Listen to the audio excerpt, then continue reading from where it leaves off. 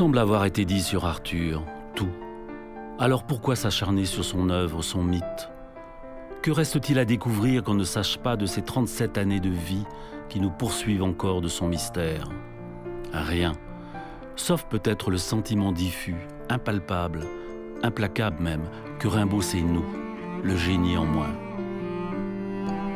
Des êtres éprouvés, pressés, mais qui souhaitent rêver, s'encanailler, fuir, qui veulent aimer, blasphémer sans hardir, rigoler, créer, jouir, gagner de l'argent et puis s'abandonner. Arthur n'est rien d'autre qu'un adolescent éternel, réel, universel, et qui décide un jour d'être bien plus encore qu'un poète, un autre.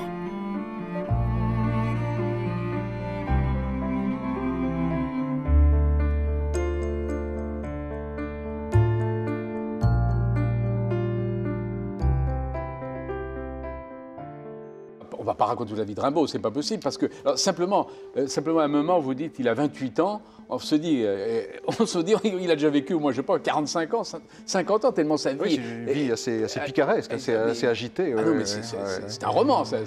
Oui. Le mythe surgit devant cette façon d'être qui est d'être poétiquement silencieux.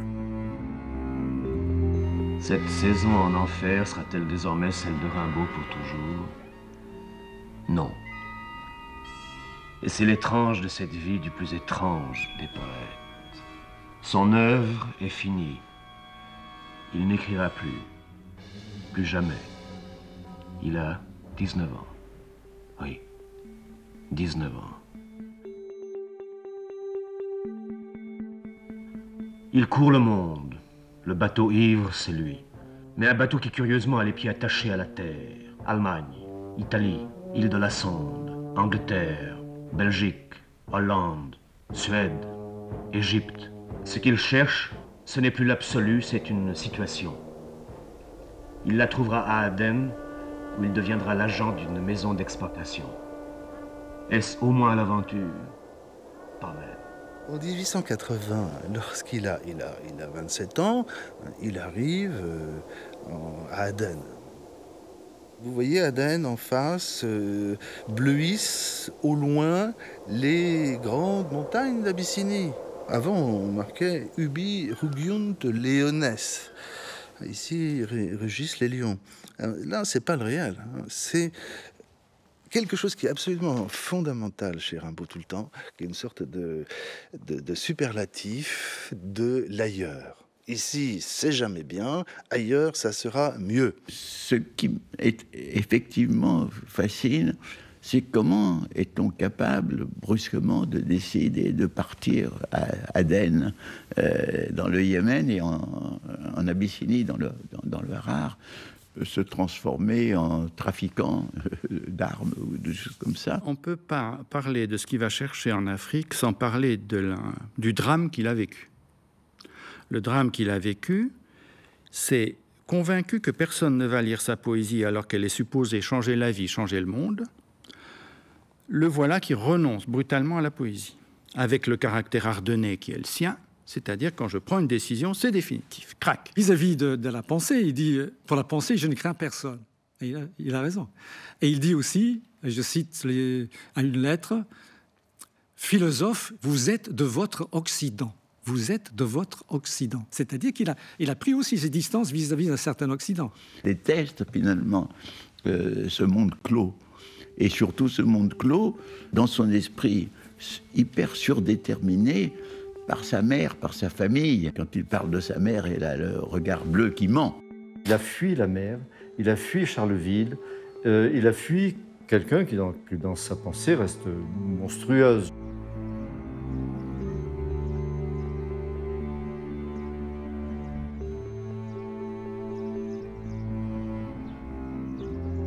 Vous avez un souvenir d'elle, vous vous rappelez d'elle? Ah bah oui, c'était une femme rude, quoi. Elle n'était pas aimable? Pas aimable, non. Et vous avez à vous plaindre d'elle, vous? Moi, personnellement, non, mais enfin, c'était pas une bonne femme, quoi. Oui, je crois que votre père s'était disputé avec elle. Ben, ils ont eu une dispute ensemble, elle y avait même craché sur les souliers une fois. Oui. Et je voudrais que vous me racontiez une histoire. Ben, Je la voyais passer tous les jours pendant midi, avec son ombrelle blanche et puis sa bêche sous le bras qui allait déterrer les bornes, décacher les bornes.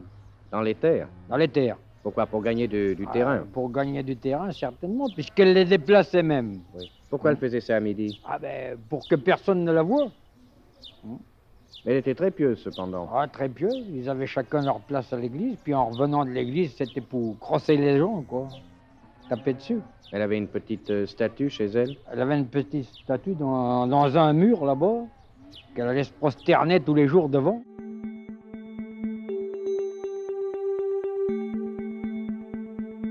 On parlait beaucoup d'eux dans le pays, à ce moment-là? Non. Quand on en parlait, ce n'était jamais en bien. Qu'est-ce qu'on disait? On disait que c'était deux soulards, lui et Verlaine, qu'on ramassait dans les fossés. Madame Verlaine est malade, je crois bien. Oui, c'est un jour de juillet. Madame Verlaine a mal à la tête. Son mari sort pour lui chercher une vague tisane et croise Rimbaud qui allait lui porter une lettre. Et Rimbaud lui dit j'en ai assez de Paris, je pars, tu vas venir avec moi. Et ce qui se passait, c'est que Verlaine l'a suivi. Tout de suite, mais il n'est même pas remonté pour les affaires, il est parti aussitôt. Oui. Et ça a donné lieu à la fugue qui a fini un an après par le coup de revolver de Bruxelles. Il a vu que tout le monde lui faisait la gueule à cause du coup de feu de Bruxelles, c'est-à-dire, au fond, ça lui a porté un tort considérable. Il a compris qu'il était très mal vu pour ce scandale d'homosexualité, Verlaine qui veut le tuer, un coup de feu, etc., la police, le milieu littéraire, effrayé. Il est parti, voilà. En fait, il va se reconstruire en Afrique, par l'Afrique, c'est-à-dire déjà loin de l'Europe, loin de cette Europe qui ne l'a pas reconnu, de cet Occident qui ne l'a pas reconnu, de cet Occident qui est incapable de reconnaître son prophète. Oui, la continuité, c'est l'aventure, c'est-à-dire c'est une vie aventureuse, une vie qui ne veut plus de se laisser intégrer dans le monde occidental.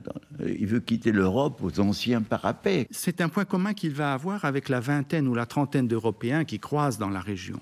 Ils ont tous un compte à régler avec la vieille Europe. Rimbaud est quelqu'un qui détale. Mais comme il détale sans cesse, au fond, il ne fuit rien que, bien sûr, tout ce que l'on lui prête, les bourgeois, les mauvais poètes, il y a de quoi fuir. Mais il fuit fondamentalement. Il fuit dès l'origine. Être en fuite, chez lui, c'est la même chose que être en quête. Dans sa lettre du voyant, Rimbaud disait qu'il voulait revenir à son état primitif de fils du soleil. C'est une phrase très énigmatique. État primitif de fils du soleil. Moi, je crois qu'il pensait à l'Égypte.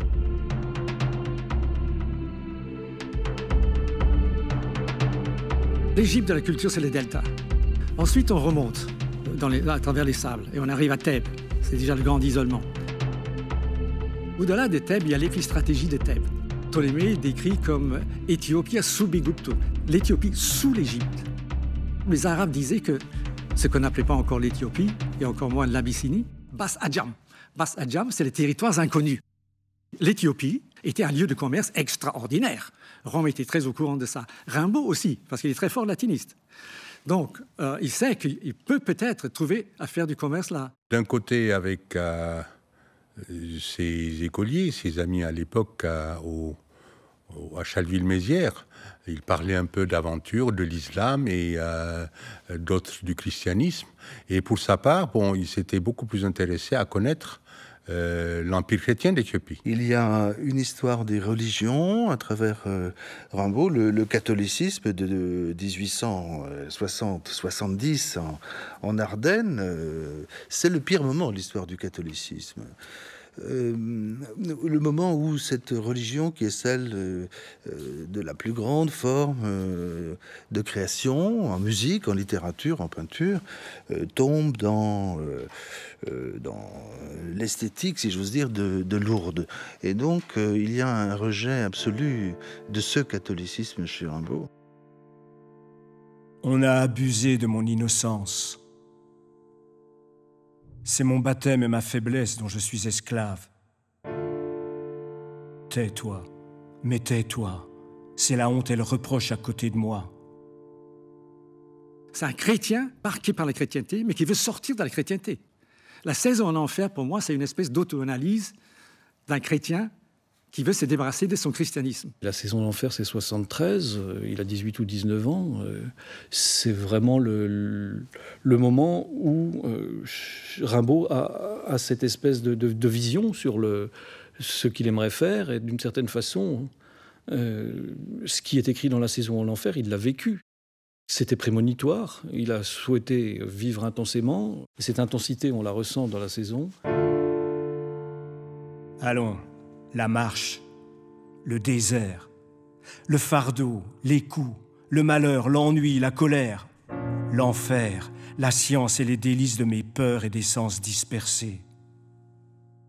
Quand on lit les textes là, c'est encore plus émouvant parce qu'on a l'impression qu'il a presque prévu l'homme qu'il allait devenir. Et ça c'est vraiment une impression qui laisse un peu sans voix. C'est ce chemin qu'il a suivi. En fin de compte, il renonce à la poésie, mais il y renonce pour la vivre. Il a toujours été foncièrement poète, mais pas à faire les poèmes, pas à publier des poèmes, pas à fréquenter le milieu poétique qui le dégoûtait. Il ne faut pas oublier que Rimbaud a lu entièrement la bibliothèque de Charleville. La bibliothèque était très bien dotée et ça lui a permis d'y passer des journées entières, et avoir accès à de nombreux ouvrages. Il avait commencé à s'initier à l'amharique à l'âge de 11 ans. Il dit bien avoir souhaité apprendre l'amharique et puis on se rend compte qu'il le parlera avec tellement de facilité. Le nom Éthiopie est mentionné à peu près 33 fois dans la Bible. Parce que la Bible que nous avons, vous comme moi, les chrétiens, nous l'avons à travers la traduction hellénique. Et chez les Grecs, à chaque fois qu'un homme noir apparaissait dans ces récits, ils l'appelaient éthiopien, parce que ça signifie un homme au visage brûlé, au visage noir. Donc tous les blacks, tous les noirs étaient des Éthiopiens. En langage moderne, on dirait la mondialisation était dans sa tête. Il savait ça, il savait ce qui s'était passé, d'abord à travers les livres, par l'imaginaire, et d'autre part, il avait voyagé dans l'espace européen lui-même. On peut faire l'alphabet de Rimbaud, Aden, Bruxelles, Chypre, Jeddah, Entoto, Fumé, Gibraltar, Harar, Innsbruck, Java, Combar-au-Vent, Londres, Marseille, Naples, Paris, Obock, Bruxelles, jusqu'à Zanzibar, mais Zanzibar étant le terme alphabétique d'un voyage auquel il n'accédera jamais, et qui est le vrai lieu. Vraiment, il y a l'idée toujours de l'ailleurs. Ça, c'est très frappant, comme superlatif, mais avec une sorte de hâte. Il faut aller voir ailleurs s'il n'y est pas, et il y a dans cette quête de l'espace et du temps une exigence absolument métaphysique. On ne comprend rien à Rimbaud si l'on n'entend pas le Rimbaud physique et métaphysique. Alors pour vous, il y a une unité dans la vie de Rimbaud. Ah, complète. C'est-à-dire Rimbaud l'aventurier de la deuxième partie de sa vie ne fait suite au Rimbaud poète. Absolument. Et je trouve complètement absurde de penser que Rimbaud, qui avait été un génie unique, bon, on n'a jamais vu une chose comme ça, et tout d'un coup renoncer à écrire parce qu'il n'avait plus rien à dire. C'est absolument faux, mais je n'ai pas à dire cela, c'est pas ce qui compte, c'est faire. Il est passé du dire au faire. Il a rejeté la poésie, il a rejeté l'art, il a rejeté toutes ses expériences, il a rejeté son socialisme, il a tout rejeté pour devenir un homme comme les autres qui gagne sa vie correctement. On peut dire que sa tentative, son départ, c'est une tentative pour vivre poétiquement. Comme disait Rimbaud, la vraie vie est absente. La vraie vie, nous la vivons dans la communion, dans la jouissance, dans l'extase, dans l'amour. C'est ça, la vraie vie, la vie poétique. C'est une façon aussi de, comme on dirait Bataille, de consumer sa vie. Hölderlin a écrit poétiquement « L'homme habite cette terre ». Quand j'ai voulu faire cette anthropologie, qu'est-ce que c'est que l'humain? Il est doublement polarisé. D'un côté, entre l'homo sapiens, un être raisonnable, et l'autre, homo démens, la folie, qui n'est pas un excès exceptionnel, mais qui est présente potentiellement à chacun de nous. Il a besoin d'une lutte, pour se vider la tête, pour oublier, pour se trouver d'autres raisons de s'agiter, de s'activer, donc de manger, de boire, de dormir. Et l'Afrique, et surtout l'Éthiopie, est un pays qui est fascinant pour ce genre de choses. puisqu'il offre tout l'inconnu possible. Regardez en 1880, postez-vous à Aden. Voici un paquebot des messageries maritimes. Qui en descend? Des prêtres en soutane, des explorateurs avec le casque colonial, des diplomates et un jeune homme, Arthur Rimbaud. 27 ans, venant en Abyssinie, non pas pour faire le commerce de toutes les formes occidentales, pour chercher du travail. C'est un homme nouveau qui vient.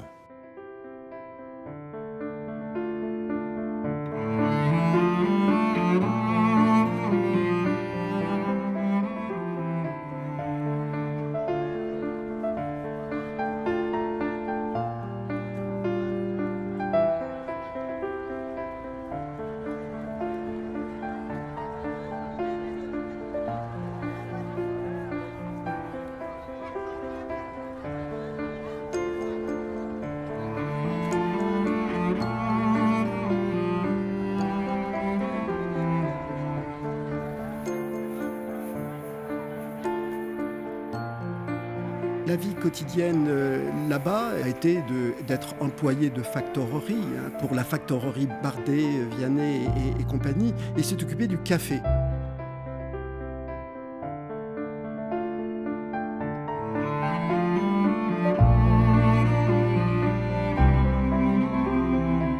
Et il s'est occupé donc de comptabilité, de triage de café, etc.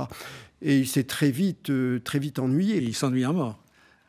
Mais en même temps, c'est quelqu'un qui a une immense énergie intérieure. Mais dans son boulot, il s'ennuie. Ouais. Il s'ennuie comme un rat mort, voilà. Et il marche beaucoup, et il va marcher tellement qu'il va perdre une jambe. Mais, une fois qu'il est sorti de son bureau, c'est toujours le marcheur, c'est toujours ce type qui a non seulement une énorme intelligence et un talent littéraire qui n'aura jamais disparu, mais qui a aussi une robustesse physique. Donc il marche. Il marche sur le soleil brûlant sur le plateau, il marche sur la côte. C'est une autre étape de son séjour en Éthiopie, c'est une ascèse. Ce type est en train de faire une ascèse. Il est en train de brûler tout ce qu'il n'aime pas en lui.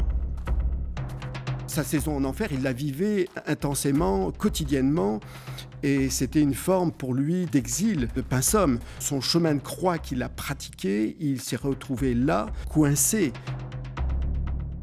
Alors l'aventure est-elle morte en lui? Nullement. Les frères Bardet lui proposent un poste dans leur succursale de Harar, en Éthiopie. Il accepte avec enthousiasme. Harar, ville mystérieuse, c'est encore l'inconnu et c'est peut-être la fortune. Le 10 décembre 1880, il atteint Harar.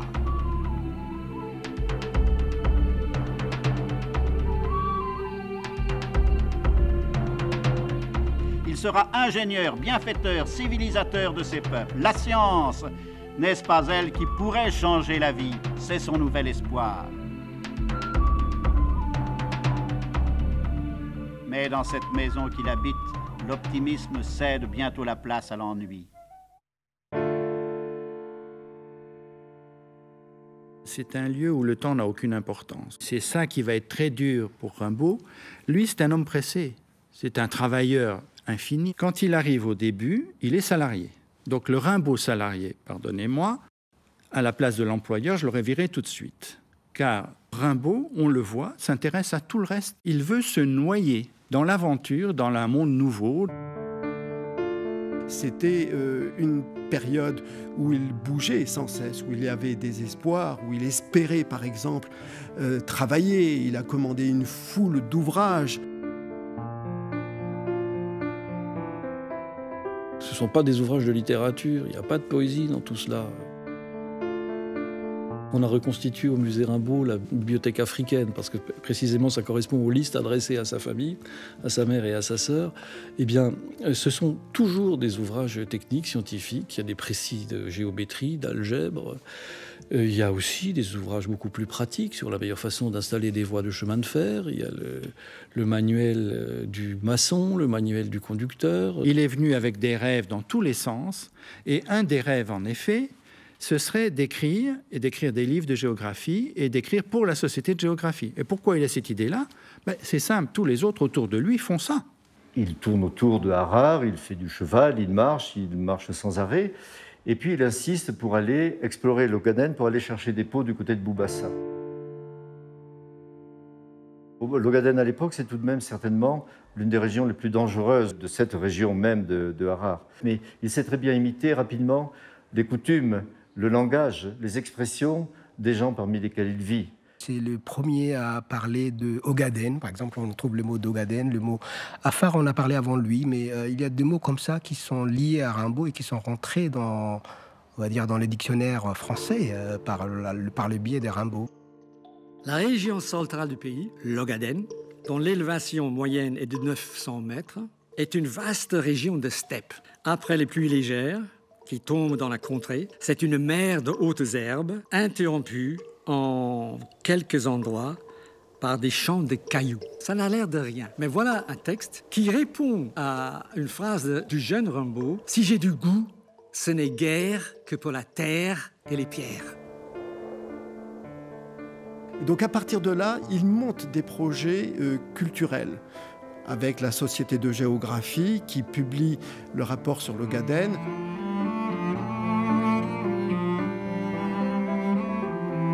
Après coup, la Société de géographie va lui envoyer une demande pour qu'il fasse partie. Et là, on ne sait pas pourquoi, ça n'a déjà plus... Rimbaud n'aurait pas répondu. Le projet de ce rapport sur l'Ogaden entre Djibouti et Entoto, aujourd'hui non loin d'Addis Abeba, a abouti à la création du chemin de fer, mais il n'en est pas à l'origine. Il y a cette obsession absolue, peut-être cette désillusion aussi, c'est qu'il pense qu'à gagner de l'argent, à monter des affaires fructueuses et le plus possible. Il va après essayer d'écrire un livre, car tous ces explorateurs marchands qu'il rencontre autour d'eux ont aussi un sens d'une mission d'information de l'Occident. D'où l'idée de faire venir un appareil photographique pour faire un livre illustré, etc.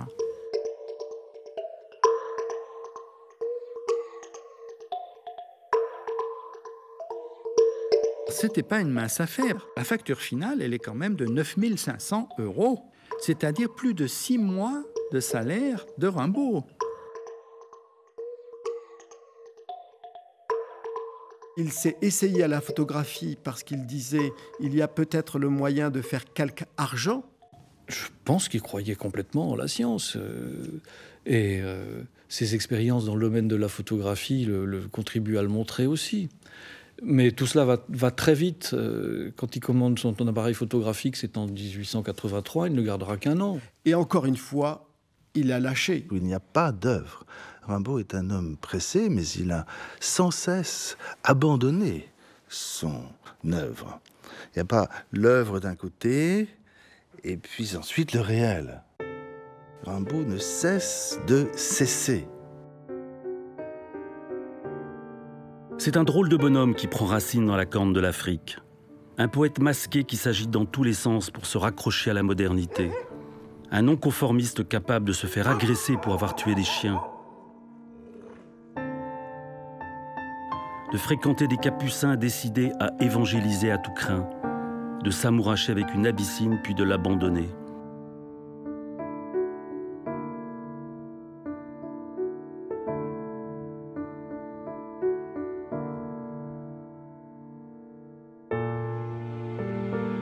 Arthur se joue du réel avec un doigté qui n'a d'égal que sa capacité à déconcerter, à cultiver sur Terre son propre mystère. Les 7 premières années de Rimbaud sont des périodes d'errance. Et Harare est noyé dans l'Afrique de l'Est, sur un an à Aden, un an à Tadjoura, sur d'autres années ailleurs. Il commence à penser à gagner plus d'argent plus rapidement. Et évidemment, comme toujours, c'est le trafic d'armes qui est plus rentable que tout. Il avait dû, pour des raisons économiques, rentrer à Aden, liquider Harare. Il se retrouve là un peu comme il était au départ, avec un supérieur hiérarchique qui est là tous les jours. Donc il a perdu la liberté de Harare, il a perdu l'atmosphère de Harare. Il se retrouve, comme il était à l'arrivée, à superviser le tri du café, donc un peu garde-chourne, et puis voir un peu quelques achats que lui laisse Bardet, mais les choses importantes, c'est Bardet lui-même qui les traite. Donc il n'a plus aucun intérêt, il ne voit plus de développement possible. Et la plupart des marchands trafiquent les armes.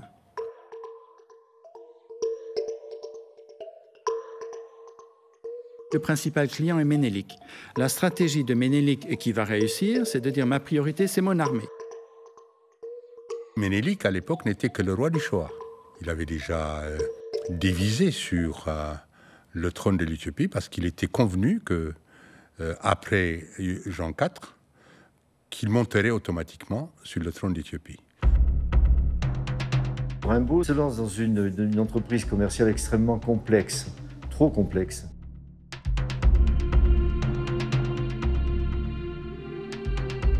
Il faut traiter avec les chameliers, toutes les tribus à travers lesquelles la caravane doit passer. Il y a des règlements et des négociations locales avec les imams, les cheikhs, tous les responsables politiques de Zéla, de Tadjoura.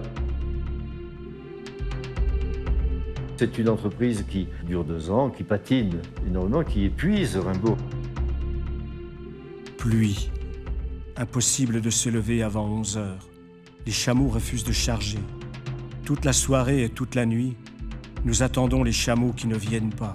Il pleut 16 heures durant et nous n'avons ni vivres, ni tente. Il va jouer de malchance. Les armes arrivent à Tadjoura. Rimbaud est à Tadjoura. Bon, il faut attendre tout d'un coup, comme je vous le disais, il y a des problèmes diplomatiques entre les grandes puissances européennes. Donc un jour, la France l'autorise, le lendemain, ne l'autorise plus parce que les Anglais sont intervenus. Lagarde, qui est le gouverneur français de la colonie d'Obock, a écrit quand même beaucoup de lettres au gouvernement français disant attention, il ne faut pas interdire les marchands d'armes, parce que quand même, nous, on a besoin de Ménélique, absolument, parce que notre petite colonie, on va être bouffé par les autres. Il faut plaire à Ménélique, et pour ça, il faut accepter la vente des armes, même si on le fait en douce. Donc, il perd déjà 6 mois. Je suis ici, en train de former ma caravane pour le Shoah. Ça ne va pas vite, comme c'est l'habitude. Mais enfin, je compte lever d'ici vers la fin de janvier 1886. N'allez pas croire que je vais devenir marchand d'esclaves. Les marchandises que nous importons sont des fusils. Il pressent que le trafic d'armes va être totalement interdit. Et d'ailleurs, il sera interdit quelques jours après qu'il soit parti. Finalement, quand il a l'autorisation de partir, il faut arriver à Ankober, la capitale du roi de Shoah, Ménélique, et il faut lui remettre les armes, qui sont de vieilles armes. Il y arrive au printemps ou en février 87. Il faut lui vendre et en recevoir l'argent. Et là, c'est une autre épreuve. Un fusil réformé qui lui coûtait 2 talaris, 2 thalers, eh bien, il pouvait les vendre, il comptait les vendre 40 talaris. Donc le gain pouvait être considérable, surtout qu'il a commandé des fusils réformés. À partir de là, il ignorait aussi que les Italiens et les Anglais étaient dans le secteur et avaient négocié avec Ménélique des fusils beaucoup plus récents, de meilleure qualité. Il tombe dans toutes les épreuves de négociation de la vente des armes, et Ménélique, évidemment, est un filou. Il a été escroqué par le roi, et puis finalement, le roi, qui lui a payé même pas la moitié de ce qu'il aurait dû, lui dit va te faire payer à Harare. Parce qu'ici, il n'y a pas d'argent, c'est là. Bon. Il part à Harare. Là, on lui dit non, ici, il n'y a pas plus d'argent, parce que dès qu'on a pris la ville, on a levé des impôts qu'on a immédiatement envoyés pour l'armée. Et donc, le voilà qui part se faire payer à Aden, puis à Massawa, puis il est rapporté son trésor au Crédit Lyonnais au Caire. Et en fait, il aura déposé exactement le montant de l'argent qu'il avait mis dans l'affaire.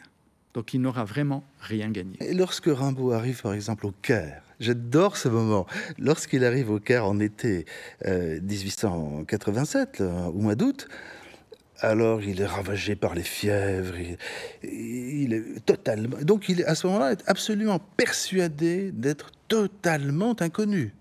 Totalement inconnu. Et en effet, il n'aura été publié que 5 fois, et à son insu, sauf la saison en enfer. certain d'avoir tout jeté, tout brûlé, tout abandonné. Et là, Rimbaud se voit pour la première fois dans les ruelles du Caire. Il achète le Bosphore égyptien, qui publie en français, sur 22 colonnes, sa relation de voyage en Abyssinie, d'où il revient. Et il est heureux, sans doute, dans la foule du Caire, avec le Bosphore égyptien en poche, d'être publié. Le premier Rimbaud, de la première période, est nu. Il arrive pauvre, il fait son commerce, il gagne un peu d'argent, il est un peu remarqué parce qu'il est blanc, il est nu. Le Rimbaud qui s'installe à Harare au printemps 88 et qui va rester jusqu'à la fin de sa vie, sans désirer en repartir, et qui serait resté plus longtemps, est une personnalité importante.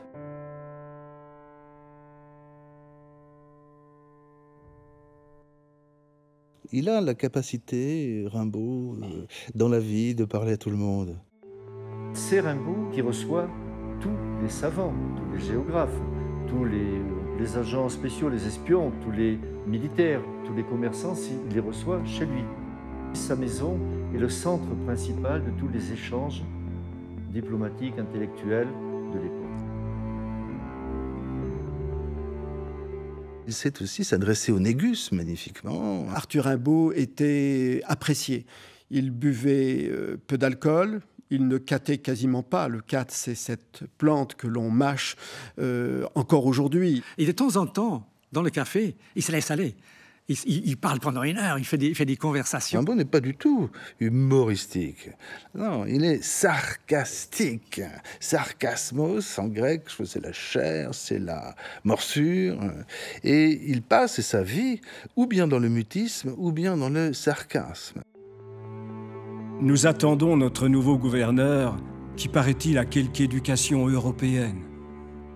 Le chasseur d'éléphants que vous nous avez envoyé d'Aden caracole indéfiniment dans les gorges de Darimon, et il débouchera par ici quand il aura séché ses votrisquisses de porc et de preserved milk parmi les guéris et les bartries. Il est insupportable. Oui, c'était toute sa vie d'ailleurs. Toute sa vie, il a eu une espèce de mépris des conventions sociales qu'il a exprimé. C'est une des constantes de sa vie, ça aussi. C'est pas de concession. C'est quand il n'aime pas, il le dit, il le montre. Et quand il est de mauvaise humeur, il ne le cache pas. En fait, c'était un assez mauvais coucheur finalement. Et ça a été tant dans sa jeunesse même que dans sa période adulte, où les gens qui l'ont connu à Aden ou à Harare, d'abord, l'ont tous appelé Monsieur Rimbaud, donc il n'y avait pas de familiarité. Et on sentait que c'était un personnage un peu aigri, au caractère difficile. Il est absolument solitaire, absolument sûr de lui. Et moqueur terriblement. Regardez, le rire, donc, le plus pertinent, le plus sarcastique au sens, si je puis dire, philosophique, c'est le rire de Rimbaud dans le dernier train qui l'emmène à Marseille pour y mourir. Et par la fenêtre de dit sa sœur Isabelle, il voit le petit jardin de fleurs qu'entretient un chef de gare. Et il rit, et le rire de Rimbaud à ce moment-là, ce rire moqueur. Vous imaginez ce que ça veut dire? Ça veut dire, c'est pas vrai que ça existe encore des choses pareilles, des petites choses aussi mesquines. Pour lui qui a traversé l'Abyssinie, qui a cherché à changer la vie. Et ça, ce rire de Rimbaud devant le jardin du chef de gare, c'est le premier rire du XXe siècle. Et ceux qui ont eu affaire à son sarcasme se sont sans doute rappelés très longtemps ses saillies. Mais il a fasciné beaucoup de gens. Il y a aussi l'évêque Jean Rousseau qui disait « Quand on le rencontrait, on sentait qu'on avait affaire à quelqu'un de très particulier ».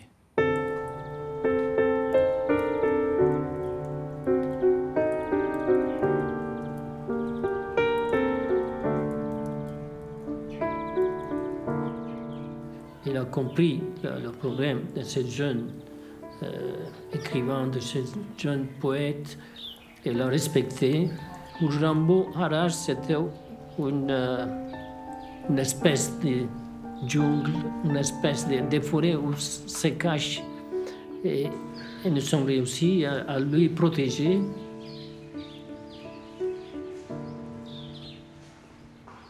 Lui, il est resté selon son volonté, selon son désir. de rester complètement en liberté. Et Monsieur Giarrusso, cette isolation ne l'a pas accepté complètement. Pour ça, l'a exprimé un peu sur les lignes, sur la carte, la présence d'un homme particulièrement intelligent, particulièrement différent des autres. À l'intérieur, Arthur Rimbaud, ce n'est pas athéiste, parce qu'elle apportait quelque chose. Et à le dernier moment, elle appelait aussi le prêtre. Et pour ça, c'était une sémence qui est restée dormante jusqu'à dernier moment, et puis s'est développée pour s'ouvrir à l'éternité.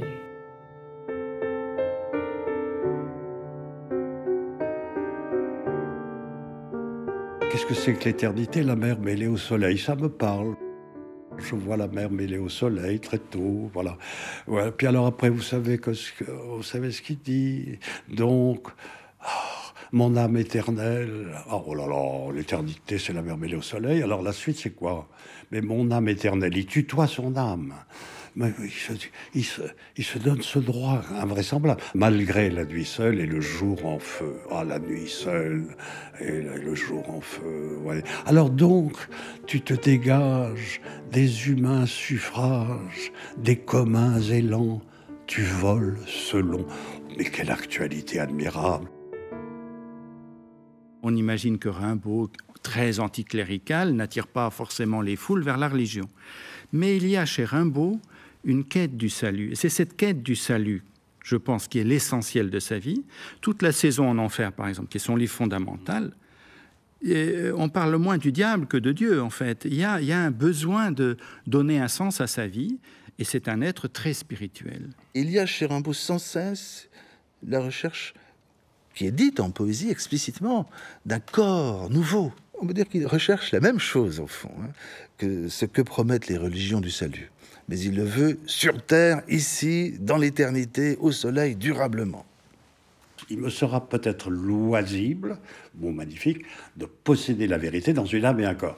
Ça veut dire quoi, posséder la vérité dans une âme et un corps? Qu'on cesse d'être possédé. Cela s'entend dans Vagabond. Et nous errions, nourris du vin des cavernes et du biscuit de la route, moins pressés de trouver le lieu et la formule.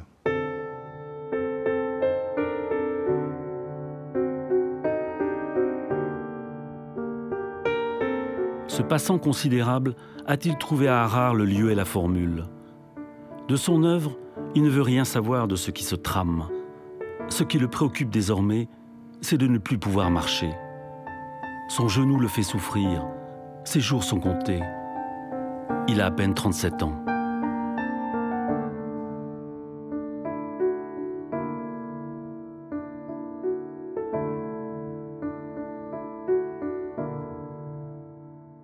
Il n'a plus du tout parlé de poésie. C'était des rinsures, a-t-il dit à Bardet et Paul Bourde qui le cherchaient. Rien de la poésie de Rimbaud, de son passé, même par accident, n'avait filtré.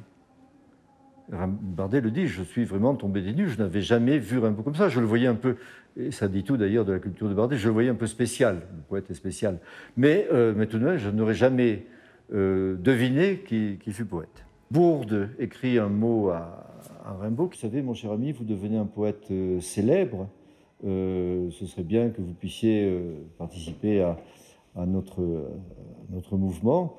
Rimbaud plie le papier en 4 et le range. Alors j'ai entendu dire, j'ai lu que le fait de le plier en 4 voulait dire qu'il avait une nostalgie de cela. Pour moi, à mon avis, c'est plutôt le comptable Rimbaud qui plie le papier comme une facture, comme un élément. Ce document, il le gardera avec lui. Donc il en conçoit malgré tout une certaine fierté, mais il a besoin de se détacher de tout cela sans aucun doute. Et quand on lui rappelle qu'il est connu, pour lui, le jeu est un autre, il y est parvenu. Ce qui est très frappant, en revanche, pour dire littéralement le terme de voyant, c'est que M. Rimbaud dédaigne de regarder.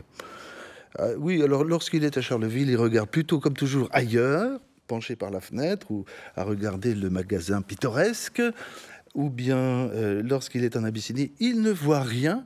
C'est-à-dire, dans ses lettres, il dit « paysage magnifique ». Débrouille-toi avec ça. Hein. On a cru qu'il créait des mystères. Comme il parlait pas beaucoup, comme il est parti, comme au bout d'un certain temps, il a cessé d'écrire et qu'il n'y a qu'une correspondance relativement de peu d'intérêt, on pense qu'il y a un mystère.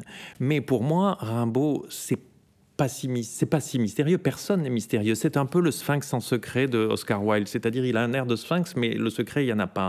Et donc, on passe son temps à essayer de déterrer un secret qui n'existe pas. Regardez ce que dit Mallarmé, qui s'attarde sur les mains de Rimbaud, qui est des mains de blanchisseuses. Il l'a vu, il l'a connu. Et qui dit, ce passant considérable, oui, le passant aux semelles de vent. Tout ça est quand même dérisoire. Rimbaud me fait l'effet d'une poupée d'une poupée qui a été arrachée par 10 petites filles méchantes, qui l'une ont tiré le bras, l'autre arraché un œil, l'autre tordu les cheveux. Il arrive en lambeaux devant nous, manipulé. Rimbaud était très beau, vous savez. Oh oui, très très beau. Et voilà comment on fait un mythe avec des photos, etc.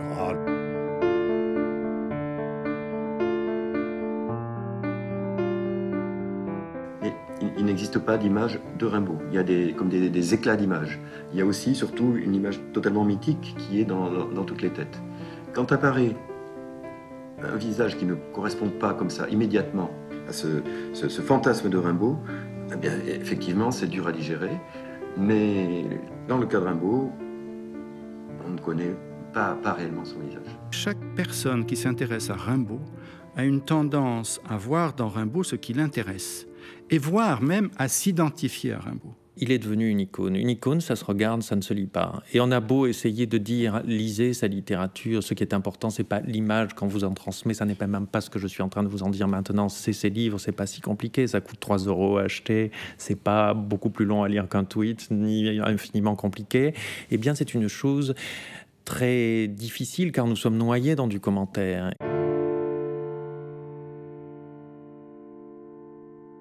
Arthur Rimbaud est devenu excessivement moderne. Arthur Rimbaud est presque récupéré par le monde rock.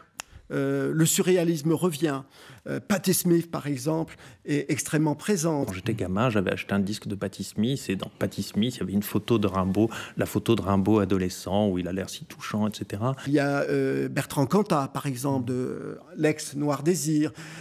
Aujourd'hui, il y a des tentatives picturales, il y a des mouvances. Effectivement, on rebondit sur Rimbaud qui a 160 ans aujourd'hui. Tout d'un coup, un écrivain cesse d'être possédé par sa littérature et pris par d'autres qui le commentent en permanence, et le commentaire se suffit à lui-même et auto-crée du commentaire. Donc Rimbaud, ça peut continuer son temps. Rimbaud n'est pas un poète, ce n'est pas un auteur. C'est quelqu'un qui aura cherché dans la poésie, comme dans le commerce, c'est pas le commerce, c'est 1000 autres idées constamment, le moyen de s'en sortir, le moyen d'accéder à quelque chose qu'on peut appeler la métaphysique, c'est-à-dire la liberté dans une âme et dans un corps. Et celui qui n'a pas compris ça, comme tout le monde, comme Bourde, qui croit qu'il a fait une œuvre ratée, comme son nom l'indique, Bourde, comme Ilg, qui n'a jamais lu une pièce, comme Bardet, qui croit que c'était un homosexuel. Enfin non, d'ailleurs, il ne le sait pas. Il pense que il était surpris que Rimbaud ait connu Verlaine et que leur relation aille jusqu'au tutoiement. Et comme quiconque, personne n'a jamais su à qui il avait affaire avec Arthur Rimbaud. C'est nous-mêmes qui commençons un petit peu à en percevoir la taille réelle, et elle est hors de toute littérature. Le problème est métaphysique, très fondamentalement, et poétique. C'est-à-dire qu'on peut avoir une vie totalement poétique sans que personne se doute de rien. C'est ça la vraie clandestinité de Rimbaud. Personne ne s'est douté de rien, et après, tout le monde a essayé de rattraper ce retard qui ne fait que s'accentuer. Regardez où nous en sommes. Regardez la poésie de Michel Houellebecq. Par rapport à la littérature, il va dire beaucoup d'écrivains, peu d'auteurs. Hein. Il était fort latiniste. Hein. Bon, on oublie toujours qu'il avait une éducation classique très forte, brillantissime. Donc quand il dit auteur, il sait ce qu'il dit. Ça vient du latin auctor, celui qui augmente la vie. Il a fini par génie, il a fini peut-être parce qu'il a écrit le plus beau, n'est-ce pas, et par les Illuminations, alors qui sont, comment dirais-je, à l'origine de tout l'art moderne. Alors, quand vous parliez du rayonnement de Rimbaud, il est immense, il est passé partout. Il est impossible, après Rimbaud, de faire de la peinture comme on en faisait autrefois. Il est impossible de faire de la poésie comme on en faisait en alexandrin, etc., comme on les faisait avant Rimbaud, même comme les faisait Baudelaire. Et dans la musique, dans tout, il a entièrement rénové les choses. 1886, Verlaine publie Les Illuminations. Mais Rimbaud les a abandonnés probablement déjà depuis 10 ans. 1875 au mieux. C'est terminé. On a tourné la page. Je ne veux pas le savoir, même pas publié. Publié par les soins de Verlaine, donc en 1886, tellement en avance dans l'histoire des formes, ce texte, qu'il n'est lu qu'en 1900, au début 1900, par quelques premiers poètes d'importance. Ségalène, Claudel. Ce qui a toujours troublé Ségalène, c'était la rupture qu'il a vue chez le poète et le commerçant. Ça m'a toujours semblé superficiel. Moi, je ne vois pas de rupture. Je vois une continuité, mais une continuité à un niveau qui n'est pas seulement un niveau littéraire, et un niveau simplement psychologique. Les formes, ensuite, sont perceptibles quand elles deviennent l'usage en 1920, avec les surréalistes et aussi avec Dada. Cela ne serait que de l'histoire littéraire. C'est aussi que ces formes anticipées, il les a par avance abandonnées. Il les a par avance périmées par l'abandon. Et si l'on peut répéter les formes qu'il a anticipées, on ne peut pas reproduire l'abandon. Figure absolue. Vous voyez donc que dans sa postérité, dès lors, se trouvent aussi les grands poètes américains. La Beat Generation est anticipée par Rimbaud. Et il est sûr que Ginsberg, Kerouac, Dylan sont des figures rimbaldiennes absolues, d'ailleurs revendiquées comme telles. J'éprouve une certaine mélancolie malgré tout parce que j'ai bien peur que l'immortalité de Rimbaud sera faite de sa vie fascinante, mystérieuse, un mystère qui n'est pas élucidable. On fait des hypothèses, des conjonctures, pourquoi, etc. Beaucoup plus que de son œuvre. C'est-à-dire que Rimbaud, le personnage de Rimbaud, survivra à son œuvre. Alors, et ça, c'est pour moi un destin, si vous voulez, assez terrible. Beaucoup de gens, en 1892, ne savent pas que Rimbaud est mort depuis 1 an et que n'ont jamais lu 3 lignes de Rimbaud. D'ailleurs, ça continue. On parle de Rimbaud sans le lire. L'opération récupération de Rimbaud, qui a été merveilleusement menée à bien et que je trouve pour ma part profondément à la fois douloureuse et pénible parce qu'elle va contre, à mon avis, le rayonnement que devrait avoir Rimbaud. Pouvez-vous décrire cette opération? Soyez plus explicite. C'est l'opération des professeurs. J'avais un excellent professeur de littérature, même j'ai eu des excellents en 2e et en 1re, mais qui n'ont pas fait un sort particulier à Rimbaud. C'est pas eux qui m'ont ouvert à Rimbaud. Il n'y a pas d'œuvre au sens académique et universitaire et éditorial du mot. La preuve, c'est qu'on envoie les Illuminations aux maisons d'édition qui les refusent. Rimbaud est un auteur qui gêne. Les jeunes gens qui lisent Rimbaud, généralement, les parents voient ça d'un mauvais œil. Plus maintenant, parce que Dieu merci, ils savent que ça s'explique à l'université. Alors, vous savez que les professeurs ont une espèce de génie pour désamorcer justement les pétards et, enlevant la poudre, les ranger dans des placards. Ensuite, ces pétards, les enfants peuvent jouer avec. Bon, c'est ce qu'on a fait avec l'œuvre de Rimbaud, qui reste profondément révolutionnaire, révoltée, qui se veut révoltante. Bon, si on l'enseigne dans les lycées et collèges, c'est qu'elle n'est plus révoltée ni révoltante. Sans ça, alors on aurait des pétards dans toutes les classes.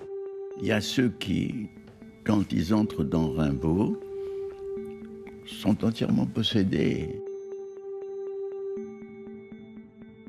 Il casse la baraque. Il est férocement contre le monde culturel qu'il voit autour de lui. Cet homme qui va s'ensevelir dans le silence et dans les sables de l'Abyssinie.